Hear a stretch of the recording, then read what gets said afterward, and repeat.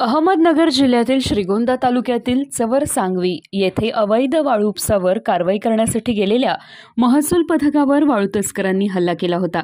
या हल्ल्यामध्ये 2 जण जखमी झाले होते। त्यावेळेस तहसील यांची गाडीही फोडण्यात आली।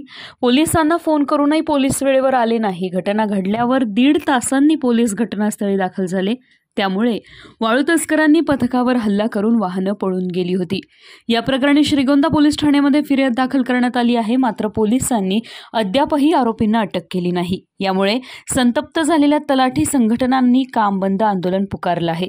जोपर्यंत आरोपींना अटक होत नाही आणि कारवाईसाठी पोलीस मिळत नाही तोपर्यंत आंदोलन चालू ठेवण्याचा इशारा तलाठी संघटनेने दिला आहे। श्रीगोंदा तालुक्यामध्ये गौण खनिज उत्खनन व वाहतूक यावर प्रतिबंधात्मक उपाययोजना म्हणून जे गौण खनिज पथक गौण खनिज वाहतुकीवर प्रतिबंध घालण्यासाठी गेलेले असताना त्या पथकावरती श्रीगोंदा तालुक्यातील वाळू माफियांनी जो हल्ला केला आणि या हल्ल्यामध्ये जे तलाठी बांधव आणि मंडळाधिकारी हे गंभीररित्या जखमी झालेले आहेत। तसेच शासकीय वाहनावर दगडफेक करून हा जो अतिरेक माजवलेला आहे त्या विरोधात संपूर्ण जिल्हाभर तलाठी संघटनेतर्फे कामबंद आंदोलन चालू आहे। आज कामबंद आंदोलनाचा 5वा दिवस आहे। तरी आज नगर तहसीलच्या गेटसमोर धरणे आंदोलन करून या घटनेचा तीव्र निषेध व्यक्त करण्यात आला आहे। काय मागणी काय तुमची?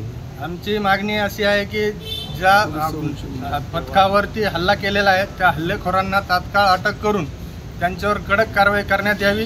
तसेच यानंतर जे गौण खनिज वाहतुकीसाठी पथकं तयार केलेले आहेत या पथकांना पोलीस संरक्षणातच या गौण खनिज वाहतुकीची कारवाई करण्यात यावी। अन्यथा म्हणजे फक्त विना संरक्षण कोणतीही गौण खनिज वाहतुकीची नियंत्रणाची कारवाई यापुढे तलाठी संघटना करणार आहे। नॅशनल कंझ्युमर फेअर मध्ये भारतात सर्वात मोठा कंझ्युमर पार्क, प्रथमच fish under water tunnel AC dome मध्ये जगातील सर्व समुद्रातील आणलेले सर्व प्रकारचे मासे फिश बघण्यास विसरू नका। सोबतच मुंबई चौपाटी सारखे स्वादिष्ट व्यंजन काश्मीर ते कन्याकुमारी पर्यंत सर्व वस्तूंची भरपूर खरेदी करा। चला तर मग सहपरिवार नॅशनल कंझ्युमर फेअर मध्ये Clara Bruce girls high school, station road, Ahmednagar. वेळ दुपारी 4 ते रात्री 10 वाजेपर्यंत।